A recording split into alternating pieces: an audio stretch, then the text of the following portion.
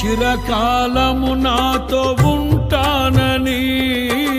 క్షణమైనా వీడిపోలేదని